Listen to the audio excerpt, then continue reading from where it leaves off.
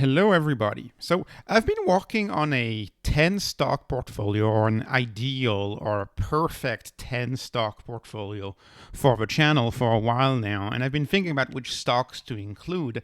And so this is kind of what I've come up with, trying to find 10 stocks that are diversified enough within hypergrowth, right? I'm only touching to hypergrowth sectors, but within those hypergrowth sectors, diversified enough, early enough, and for companies that are large enough so that the portfolio is somewhat stable. And this is the portfolio that I've come up with. Feel free to pause and look at the numbers. Let me just explain quickly this spreadsheet, this 10-year spreadsheet, compared to my most undervalued spreadsheet. But all of these stocks are very early in their product adoption curve stage, right? All of these companies sell products that are in the early innings of adoption. And so obviously the goal of buying these companies is to own them until they mature, and by the time there are signs of them maturing, really selling them and swapping into stocks that are getting adopted, products that are getting adopted. That's the philosophy of much of the investing that I do on the channel, which is why I do not focus on PE ratios, because most of my stocks are not optimized for that. Most of my stocks are just optimized for growth, profit, and for sales, right? For their sales. So part of this selection criteria for this top 10, or my favorite 10 stock portfolio, is sales growth, right? And if you look at this portfolio, it's got sales growth, an average of 41% sales growth across 10 stocks. That's pretty impressive if you ask me.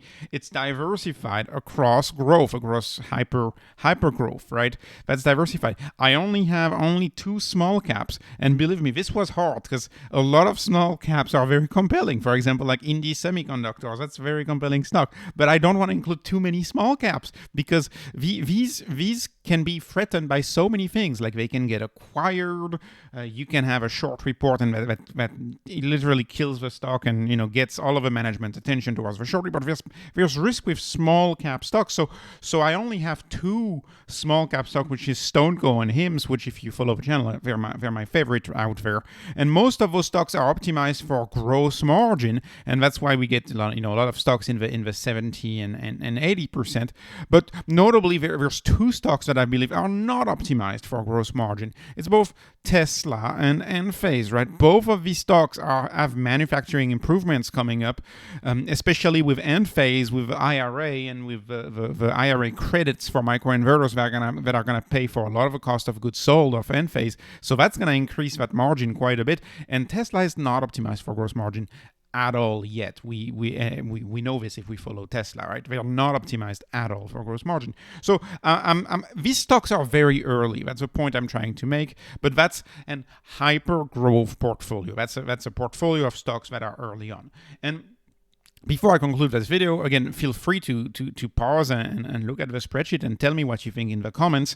But I placed a special emphasis on stocks that have guided over a very, very long run. And these stocks are hard to find. It's hard to find CEOs who are on the record and who are claiming on the record that they will grow the company this fast for this long. But we have a few, right?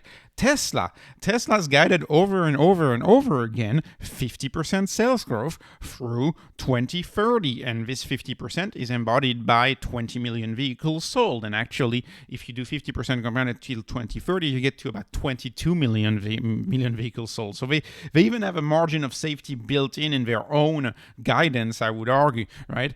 Elon Musk has stated on the call to much laughter from the media. He stated on the call the company is going to be worth Saudi Aramco plus Apple combined, which would be a $5 trillion, which would be just about a 10x, right? So there's a lot of trust that needs to be given to management to what they say, but the fact that they say tells me that they have a credible commitment, right? They are committed to being wrong, right? So if they have a fiduciary duties, it's not like they can just lie like that.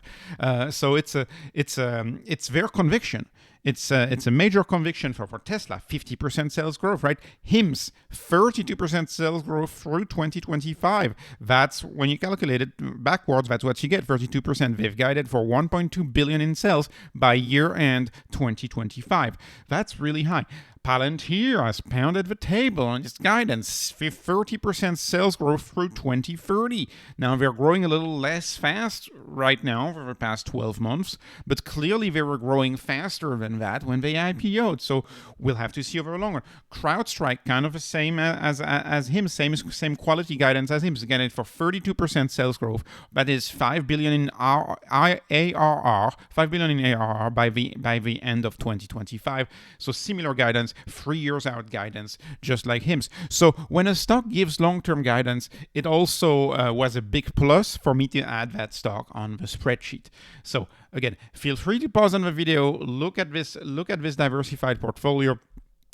And I've covered all of these companies in the channel, and you can look at my deep dives, and I would be very curious to hear what you think. Thank you so much for watching. This is not investment advice. This is just entertainment.